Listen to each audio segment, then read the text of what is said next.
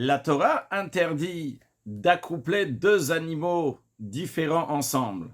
La Torah interdit de planter deux graines différentes ensemble. La Torah interdit de mettre un vêtement qui est de lin et de laine.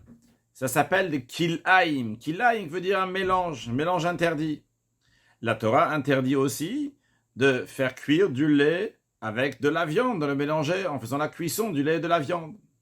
En ce qui concerne l'interdiction de mélanger le lait et la viande, le Bechaï dit que dans les temps futurs, lorsque Mashiach va venir, cette interdiction va s'annuler.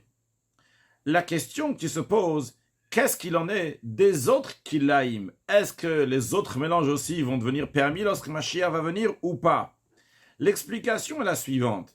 Il faut différencier entre quel kilaïm s'agit-il, c'est-à-dire lorsqu'il s'agit de mélanger deux graines ensemble, c'est-à-dire que il va pousser quelque chose qui n'a jamais existé dans les 6 jours de la création. Lorsque Dieu a créé le monde, ça n'existait pas, ce mélange. Maintenant, l'essence même de ce qui va pousser, qui va sortir, est un fruit et quelque chose dont il est différent qu'il y avait au début de la création. De même, lorsqu'on va coupler deux animaux différents ensemble, eh bien, l'enfant qui va naître sera un animal différent qui n'a jamais existé depuis la création. Donc on fait un changement ici dans l'essence des choses. En revanche, lorsqu'il s'agit d'un mélange de lait et de viande, on a pris deux choses, que chacune de ces choses-là, en elle-même, elle est permise.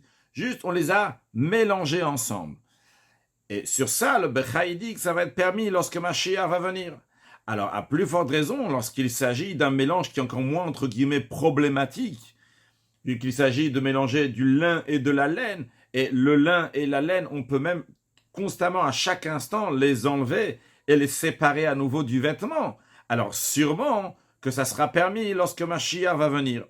Cependant, quand même, le rabbi reste avec ce qu'on appelle un tsarichiyun, c'est-à-dire que c'est pas si évident. Et d'ailleurs, dans d'autres endroits, le rabbi dit clairement que cette interdiction va rester aussi lorsque Mashiach va venir. Mais quand même, cela nous aide à comprendre pourquoi même de nos jours, d'après la Torah, on a le droit de mettre des tzitzit qui sont de lin et de laine, un talit avec des tzitzit qui sont de lin et de laine. Bien que pour différentes raisons, les sages ont interdit cela, donc par ordre rabbinique, même de nos jours, c'est interdit.